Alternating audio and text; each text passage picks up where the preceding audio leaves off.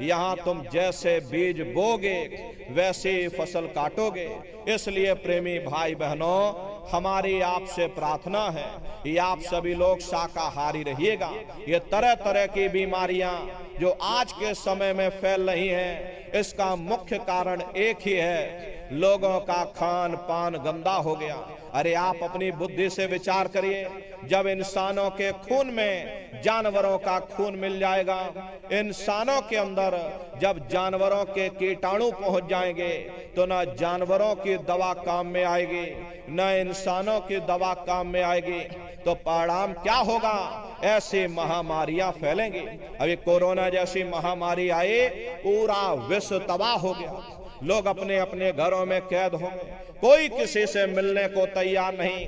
न जाने कितने घर परिवार उजड़ गए, न जाने कितनी लाशें बह गईं, न जाने कितने बच्चे अनाथ हो गए, न जाने कितनी माताएं विधवा हो गईं। लाखों लाख रुपया लेकर के लोग अस्पतालों के चक्कर काटते रह गए, एक ऑक्सीजन का सिलेंडर नसीब नहीं हुआ। अरे कारण क्या है? कारण यही है, जब जानवरों के कीटाणु इंसान के शरीर में फैल जाएंगे, तो आने वाले समय में ऐसी महामारियां और फैलेंगी। हमारे गुरु महाराज परम संत बाबा जय गुरुदेव जी महाराज सन 70 के दशक में ये भविष्यवाणी किया करते थे कि बच्चा आगे नई नई बीमारियां आएंगी। पहले बीमारियों की हवा चलेगी, फिर बीमारियों की आंधी आएगी, फिर बीमारियों की सुनामी आएगी। अरे लाशें पड़ी घर घर में सड़ेंगी, बचाने वाला मिलेगा ना कोई, जमाना बदलेगा। और कहे जय गुरुदेव पुकार, जमाना बदलेगा। इसलिए प्रेमी भाई बहनों, हमारी आपसे प्रार्थना है कि आप लोग शाकाहारी रहिएगा। कोई ऐसा नशा मत करो जिससे बुद्धि तुम्हारी पागल हो जाए और घर में माँ बहन बेटी की पहचान खो दो। एक द्रौपदी के चीरहरण से पूरा का पूरा महाभारत हो गया। बड़े बड़े राजे महाराजे मौन हो गए, भीष्म पितामह मौन हो गए, गुरु द्रोण मौन हो गए। नतीजा क्या रहा? महाभारत हो गया। लाखों करोड़ों लोग काल के गाल में समा गए। द्वापर का पूरा विज्ञान 18 दिनों में समाप्त हो गया। एक द्रौपदी के चीरहरण से इतना बड़ा महाभारत हो गया, इतना बड़ा नरसंहार हो गया। आज कलयुग में शराब के नशे में न जाने कितनी माताओं बहनों पर अत्याचार हो रहा, न जाने कितना व्यभिचार हो रहा। इसका भारी परिणाम आवाम जनमानस को भोगना पड़ेगा। हमारे गुरु महाराज भविष्यवाणी किया करते थे, राख बनेंगे महानगर तक एटम के अंगारों से, और पत्ता पत्ता झुलस जाएगा विश्व युद्ध टंकारों से। मानव की क्या पेश चलेगी, अंबर तक फट जाएगा इस धरती का सारा आंगन, लाशों से पड़ जाएगा। महाशक्तियां दुनिया भर के मिट्टी में मिल जाएंगी। क्रूर विधर्मी मानव की तब अकल ठिकाने आएगी।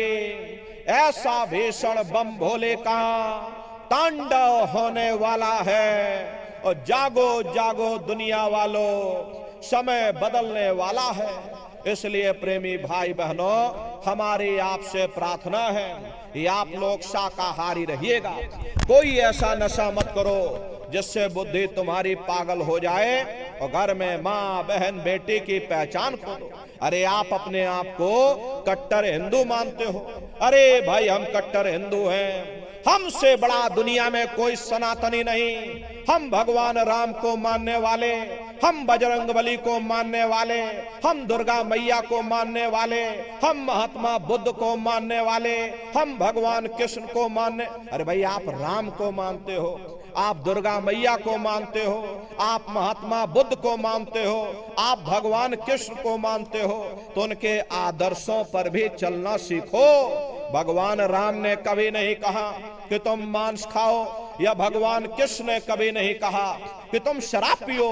जितने देवी देवता अवतार हुए सभी यही कह करके गए, अहिंसा परमो धर्म। अगर हमने किसी को बनाया नहीं तो मिटाने का अधिकार हमारे पास नहीं। अरे आप इंसान हो, इंसान का काम है दया करने का, दया धर्म का मूल है। इसलिए आप जीवों पर रहम करो, रूहों पर रहम करो। सभी लोग शाकाहारी रहना और शाकाहार का प्रचार अपने अपने क्षेत्रों में बराबर आप लोग करते रहिएगा। अरे सतयुग कैसे आएगा, राम राज कैसे आएगा? राम राज कोई भाषण देने से नहीं आएगा, राम राज कोई नारा लगा देने से नहीं आएगा, राम राज कोई भगवा लहरा देने से नहीं आएगा, राम राज कोई हिंदू मुसलमान करने से भी नहीं आएगा। राम राज जब आएगा जब लोगों के अंदर अच्छे विचार आएंगे। वरना राम के समय में भी रावण जैसे असुर होते थे, कृष्ण के समय में भी कंस जैसे असुर होते थे। अरे तब भी लड़ाइयां होती थी, तब भी युद्ध हुआ करते थे। राम राज का मतलब है अच्छे विचारों का आना, और अच्छे विचार जब आएंगे जब हर इंसान मानव धर्म का पालन करेगा। अरे मानव धर्म क्या कहता है? सत्य, दया, अहिंसा, प्रेम और करुणा, यही मानव धर्म का आधार है। जब मानव के अंदर मानवता आ जाएगी, मानव के अंदर दया आ जाएगी, मानव के अंदर करुणा आ जाएगी, ये मानव दूसरों की पीड़ा को अपनी पीड़ा समझने लग जाएगा। अरे जब इंसान के अंदर इंसानियत आ जाएगी तब सही मायने में देश में राम राज आ जाएगा। इसीलिए महात्माओं ने कहा है राम राज को लाना है तो पहले मानव धर्म अपनाना है। मानव को पहले मानव धर्म अपनाना पड़ेगा, मानव को मानवीय गुण अपनाने पड़ेंगे। इसीलिए हमारे गुरु महाराज कह करके गए, बच्चा गांव गांव, गली गली, मोहल्ले मोहल्ले जा करके तुम हमारे संदेशों को जन जन के बीच में पहुंचा दो। गांव गांव के लोग शाकाहारी हो जाएं, गांव गांव के लोग सदाचारी हो जाएं, गांव गांव के लोग चरित्रवान हो जाएं, आंखों में माँ बहन बेटे की पहचान कायम हो जाए। तो जब हमारा ये गांव बदल जाएगा तो पूरा समाज बदल जाएगा, निश्चय ही कलयुग में सतयुग आ जाएगा। इसलिए प्रेमी भाई बहनों, धर्म के प्रचार में आप सभी लोग अपना अपना योगदान दीजिएगा। देखिए हमारे गुरु महाराज को, हमारे गुरु महाराज परम संत बाबा जय गुरुदेव जी महाराज ने एक अच्छे समाज के निर्माण के लिए, चरित्रोत्थान के लिए, लोगों को शाकाहारी और सदाचारी बनाने के लिए 116 वर्ष की आयु तक अथक मेहनत और परिश्रम किया। हमारे गुरु महाराज ने अपने गुरु की याद में मथुरा दरबार में इतना विशाल मंदिर बनवाया। गुरु महाराज हमारे कहते थे कि बच्चा, मंदिर का वो देवता वहां पर बैठ करके बरकत बांट रहा।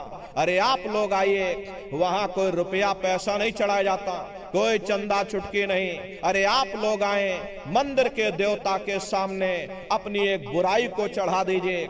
वहां पर बुराई चढ़ाई जाती है कि हम आज से मांस मछली नहीं खाएंगे, हम आज से अंडा शराब का सेवन नहीं करेंगे, हम आज से झूठ नहीं बोलेंगे, हम आज से किसी को धोखा नहीं देंगे।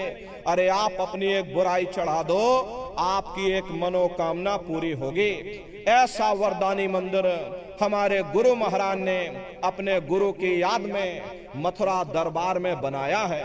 उन्हीं की याद में देखिए पावन भंडारे का कार्यक्रम 28 नवंबर से और 2 दिसंबर तक मथुरा दरबार में होने जा रहा है। तारीख आप सभी लोग याद रखिएगा, 28 नवंबर से और 2 दिसंबर तक पूज्य दादा गुरु महाराज का ये पावन भंडारे का कार्यक्रम होने जा रहा है। तो आप सभी प्रेमी भाई बहन भंडारे के कार्यक्रम में सब परिवार सादर आमंत्रित हैं, आप लोग पधारिएगा।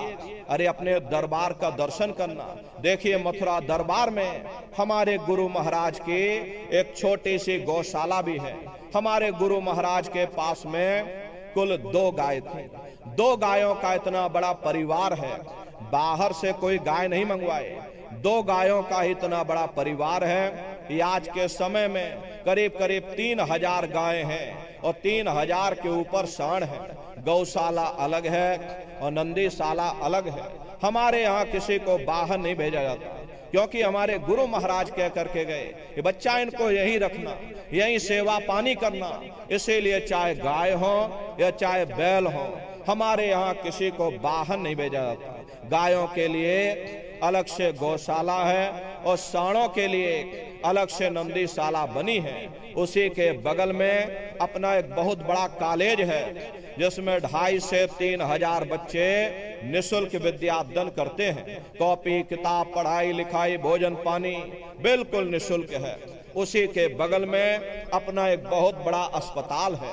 प्रेमी भाई बहनों, वो गुरु महाराज की कर्म भूमि है और हमारे गुरु महाराज की जन्मभूमि, जहां पर हमारे गुरु महाराज का जन्म हुआ, जिला इटावा, ग्राम खितौरा में पड़ता है।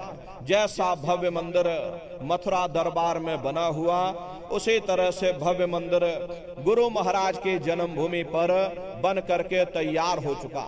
ये जो आप पोस्टर देख रहे हो, ये गुरु महाराज की जन्मभूमि का मंदिर है और इधर जो ये पोस्टर लगा है, ये मथुरा दरबार का मंदिर है। तो समय निकाल करके दरबार में आप लोग पधारिएगा, अपने अपने बच्चों को भी साथ में ले करके आइएगा।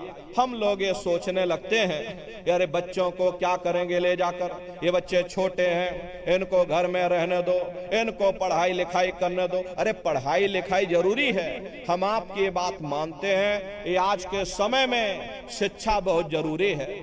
लेकिन प्रेमी भाई बहनों, शिक्षा के साथ साथ अच्छे संस्कार भी जरूरी हैं और संस्कार कोई डिग्री डिप्लोमा कर लेने से नहीं पड़ जाते।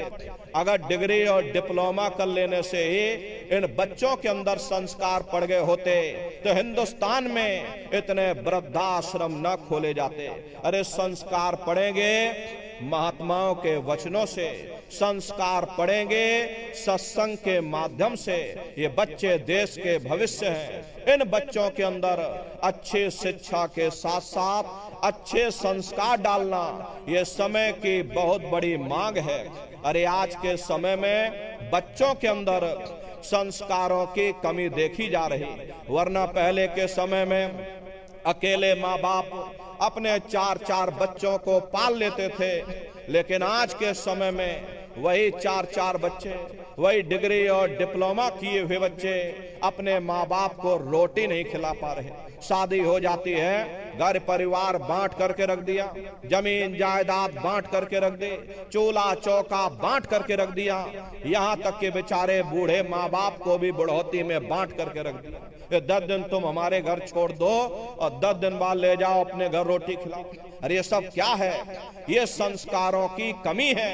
ऐ माताओं बहनों, अरे बच्चे तुम्हारी धरोहर हैं, ये बच्चे तुम्हारे जीवन की पूंजी हैं। अरे अपनी पूंजी को संभाल करके रखिएगा।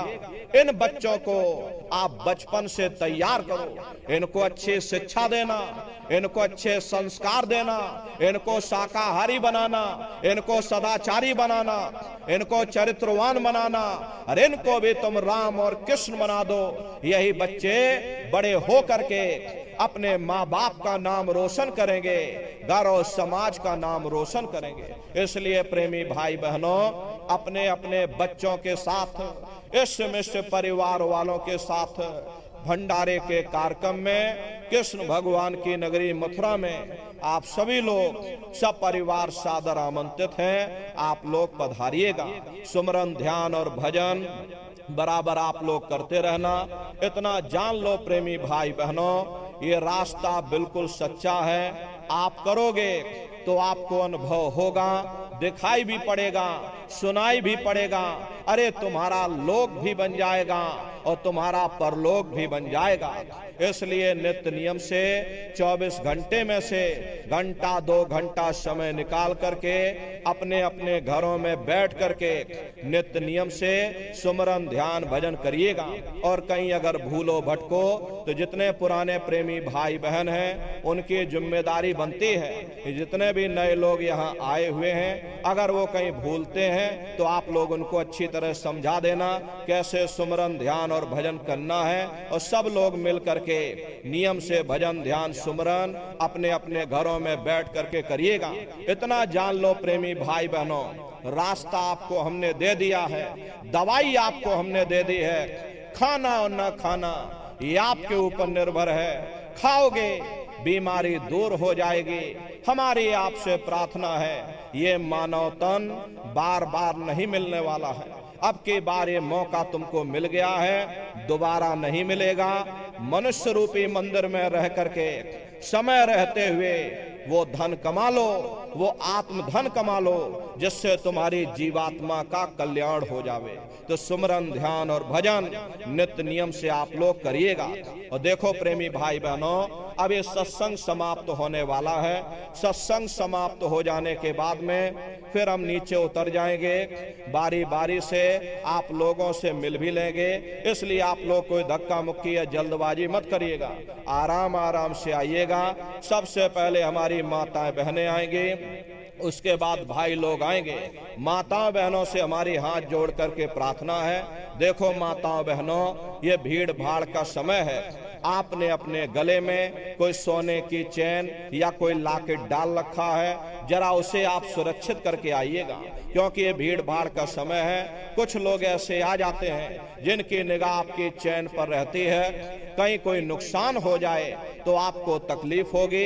इसलिए हम पहले से ही आपको सावधान सचेत कर रहे हैं। ये अपने सर को, कान को, गले को बिल्कुल ढक करके आप लोग आइएगा, या थोड़ी देर रुक जाना। जब भीड़ भाड़ कम हो जाए तब आप लोग आ जाना। अपने चीजों की सुरक्षा करना ये आपकी जिम्मेदारी बनती है। अपनी जिम्मेदारी को निभाइएगा। बगल में देखिए गुरु महाराज की गाड़ी है, चरण पादुका है। दर्शन करते हुए और सभी लोग सत्संग का प्रसाद लेकर के, भाइयों के लिए सत्संग का प्रसाद पीछे मिलेगा, माताओं बहनों के लिए सत्संग का प्रसाद बगल में मिलेगा। लाइन लगा करके, कोई भीड़ भाड़ ना होने पाए, आराम से लाइन लगा करके और सभी लोग सत्संग का प्रसाद लेकर के तब आप लोग अपने अपने घरों की तरफ पधारिएगा। आप सभी प्रेमी भाई बहनों ने अपना कीमती समय हमको दिया, इसके लिए आप सभी प्रेमी भाई बहनों को बहुत बहुत धन्यवाद है। सबका जीवन मंगलमय हो, इन्हीं शुभकामनाओं के साथ में आप सभी प्रेमी भाई बहनों को बहुत बहुत साधुवाद। अब हम अपनी वाणी को विराम देते हैं। आप सभी प्रेमी भाई बहन प्रेम के साथ में मालिक के पावन नाम का उच्चारण करेंगे। बोलो